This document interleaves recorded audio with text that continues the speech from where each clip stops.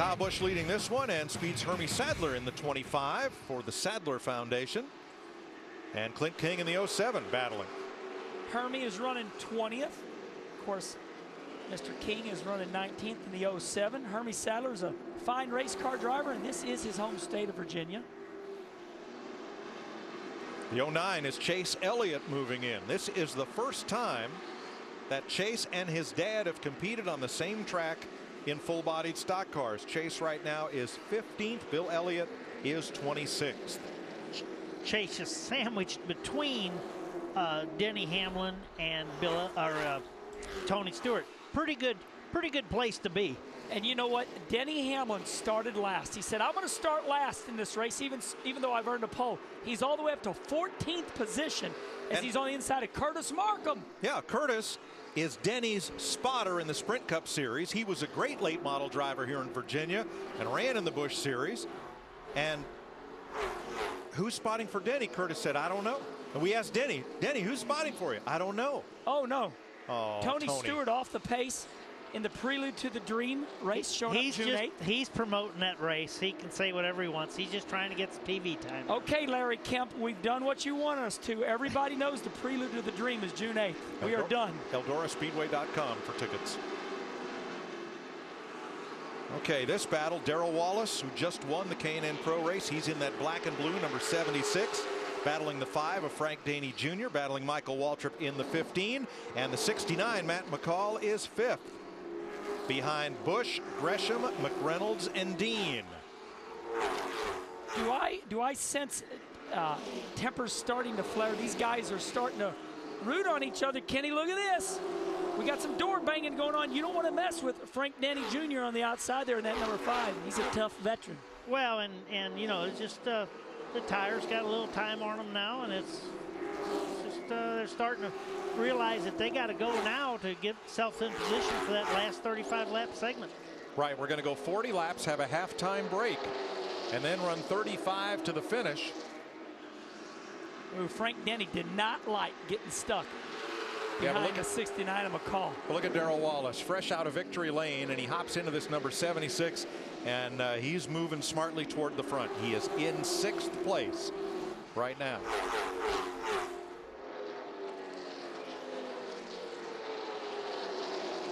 Closing in right on Michael.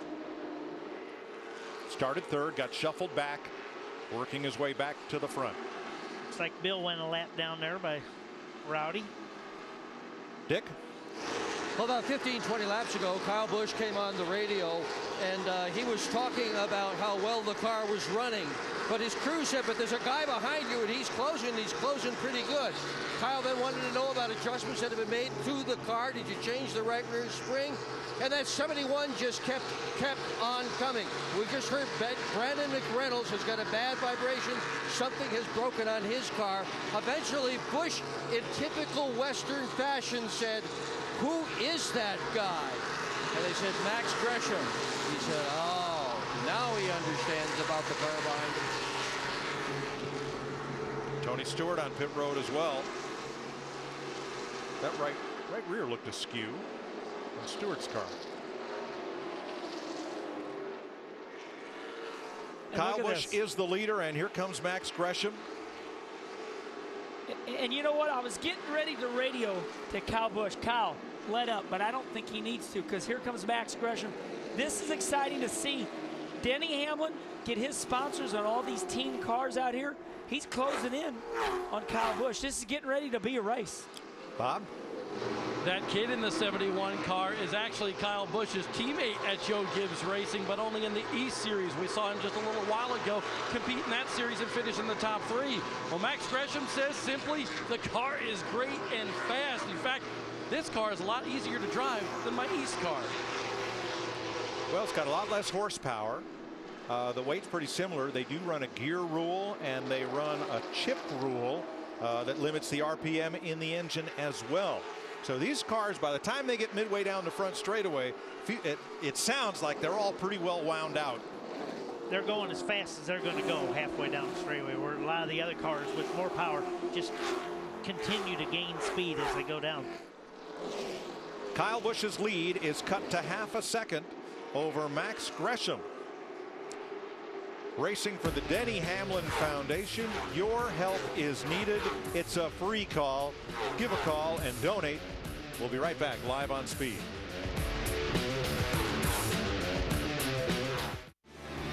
Kyle Busch, Max Gresham.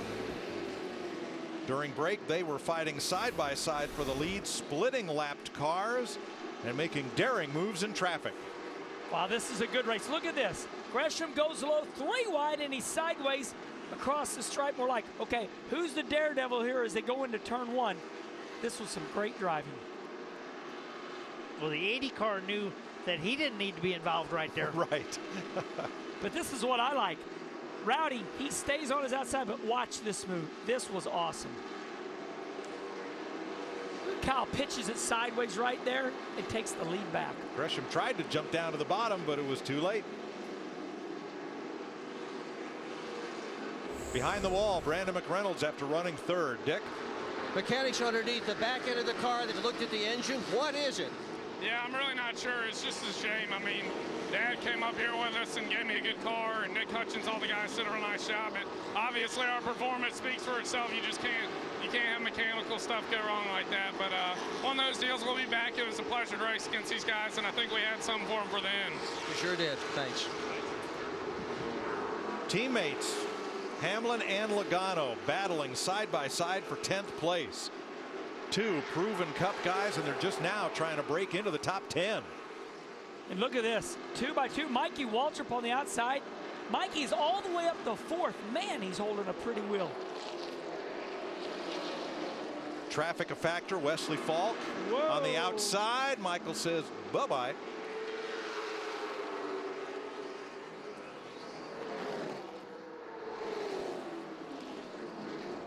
We should be coming up on our caution flag here soon. But look at his battle for third. Michael Waltrip trying to hold off Darrell Wallace Jr.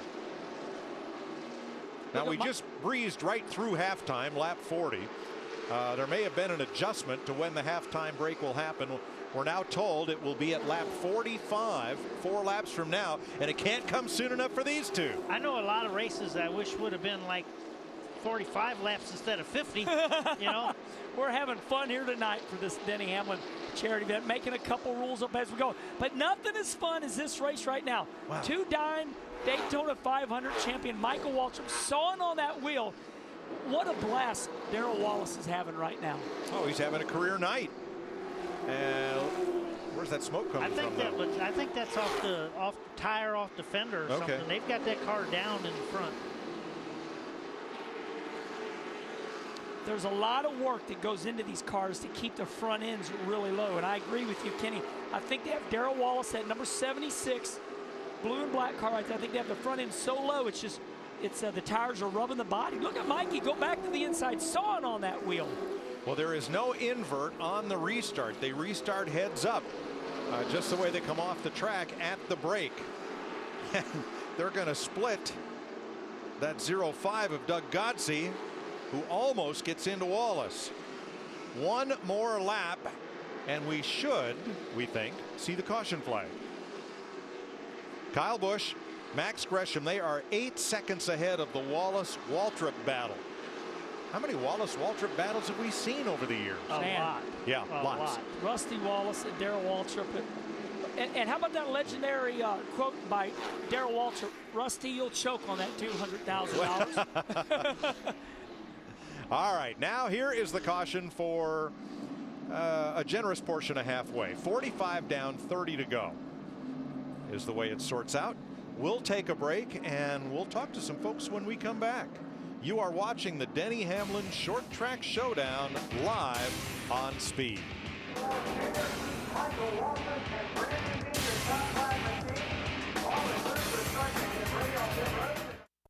Welcome back to Richmond International Raceway, where it's halftime in 3/4 time. Anyway, all the cars are on pit road. During this scheduled break, they can take on as many as 2 tires if they wish. Let's go to Dick Bergman.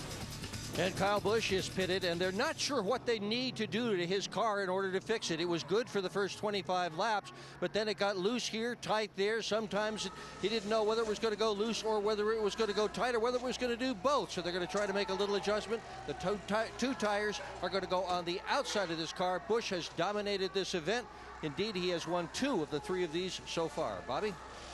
Max Gresham's team going to work on the right side of this machine right now. 2 tires will go on the number 71 car. Max said it's really simple. He said, guys, if you can get me to turn in the center of the corner, this car will fly because we can beat Kyle Busch on this racetrack. So Max Gresham talking to his crew chief, Lee McCall, who's been around the NASCAR ranks for so many years, but Gresham likes his race car. So we're at halftime right now. Most cars are taking on 2 right side tires. There is a purse here, $7,500 to win for this race. Now tomorrow, big day on speed. It begins with nationwide practice at 10:30 a.m. Eastern time. Don't touch that dial because we've got live NASCAR action from Richmond for you all the day through. A couple of Sprint Cup practices, qualifying for both divisions, a trackside special, and you will see the 250-lap NASCAR Nationwide Series race right here on Speed tomorrow night, 7:30 Eastern time.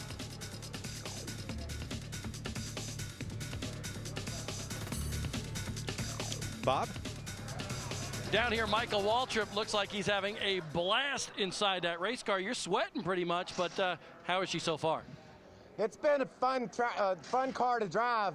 It's really loose, you know. You just back it into the corner, and then you slide it off. And I raced these cars at Richmond before on bias ply tires in Cup, and it was always a great deal of fun. And the Napa Toyota on bias ply tires tonight is a lot of fun.